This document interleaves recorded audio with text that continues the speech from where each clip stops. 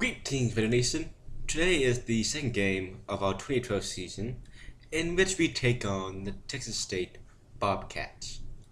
The Bobcats are coming off one of the biggest upsets in recent years in Houston, where they outscored their opponents, the Cougars, 17 points in the 30-13 victory in the first ever game as an FBS team.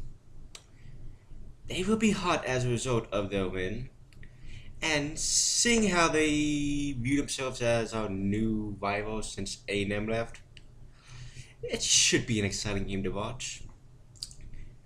After last year's slow start to our 50-10 victory over them, we have to come out strong or risk falling behind again. And as hot as they are, and with this being the first home game as an FBS team, it could pose a small threat to a comeback victory.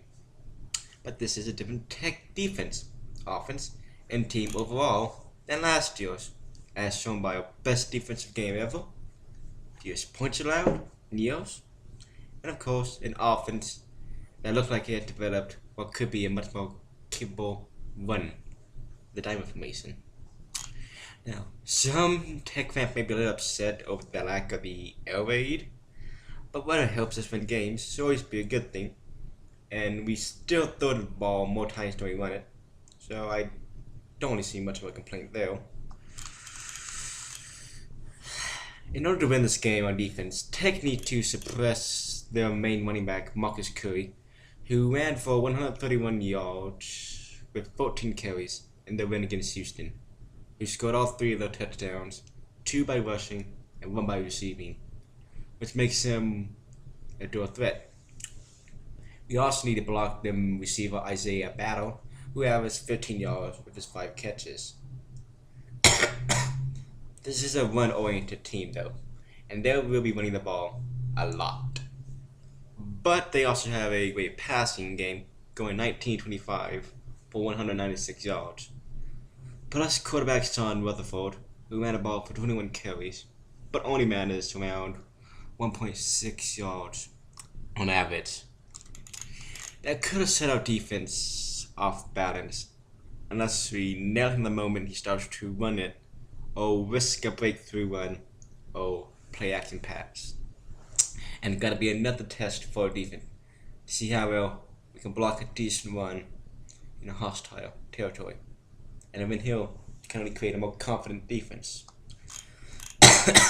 On offense, we need to do what we did against Northwestern State, which is keeping them off balance with the run while throwing the ball well to one of our many receivers. And with Eric Stevens now more confident running the ball after last year's season-ending injury against A&M, he should be a stronger force in this game. We also have the possibility of a dual threat quarterback situation with freshman Michael Brewer, who threw for 122 yards for his 13 attempts, averaging more yards and scored more touchdowns than Dagey.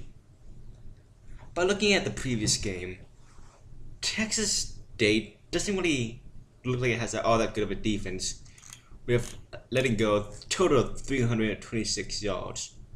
Most of it came through the air, but with an offense like Houston, that is not really too surprising. But I do see us doing around roughly the same, or a bit better. I predict him final score in this game should be around 35-17 Tech. Guns up and wait up hell.